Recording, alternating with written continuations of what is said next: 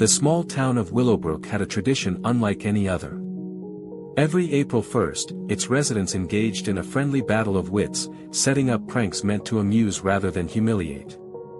It was an unspoken rule: no cruelty, no harm, just pure, creative mischief. Among the town's many pranksters, Oliver, a 10-year-old boy with a mischievous grin and an endless imagination, was known for his harmless yet elaborate tricks. But this year, he faced an unexpected challenge. His neighbor, Mrs. Thompson, an elderly woman with a stern expression and a reputation for never laughing, had never once fallen for an April Fool's joke. "She's unprankable," Oliver's best friend, Mia, said as they sat on his front porch, brainstorming ideas. "Everyone's prankable," Oliver countered, tapping a pencil against his chin. "You just have to find the right trick." But no matter how hard he thought, nothing seemed clever enough. Fake spiders wouldn't faze her. A whoopee cushion? Too childish. Even the classic, plastic wrap on the doorway, trick seemed destined to fail. Frustrated, Oliver sighed. That evening, his mother, noticing his unusually serious expression, asked what was wrong. "I want to prank Mrs. Thompson," he admitted, "but she never laughs. Ever." His mother smiled. "Maybe instead of making her laugh at a prank, you should make her laugh with one." The idea struck him like lightning. He ran to his room, grabbing supplies, and got to work. The next morning, Mrs. Thompson opened her door to find an official-looking envelope addressed to her in elegant handwriting. Curious, she opened it. "Congratulations," the letter read. "You've won the annual Willowbrook Mystery Giveaway.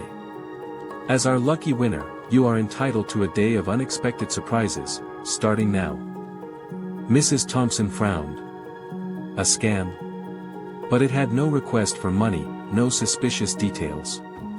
Just a schedule of events for the day. Intrigued, she stepped outside. At precisely 9 a.m., a knock sounded at her door. She opened it to find Mia, holding a tray of cookies shaped like tiny frogs. "April Fools," Mia declared. Mrs. Thompson arched an eyebrow. "They look like frogs, but are they edible?" "Completely safe. Try one." She hesitated, then took a bite. A smile, small but undeniable, appeared on her lips. "Not bad," she admitted.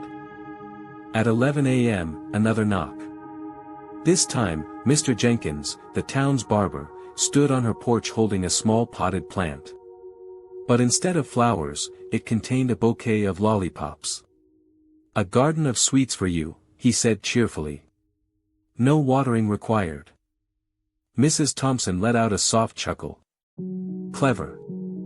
By lunchtime, as more small, thoughtful pranks arrived, a glass of orange juice that was really mango gelatin, a bouquet of balloons labeled April Showers, and a note declaring her the best prank survivor of Willowbrook, she found herself looking forward to what would happen next.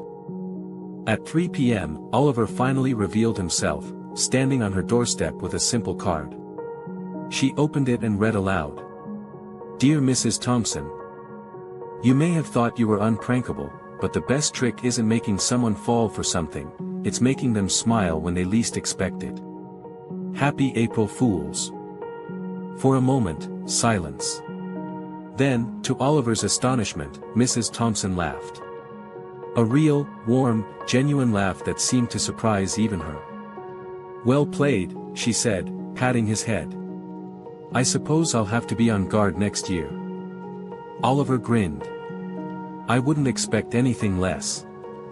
From that day on, Mrs. Thompson was no longer known as the woman who never laughed, she was known as the one who finally did, thanks to an April Fool's prank that wasn't meant to trick, but to bring joy. Advice *: the best pranks aren't about fooling people, they're about bringing smiles and creating memories. The real magic of April Fool's Day lies in kindness, creativity, and making someone's day just a little bit brighter.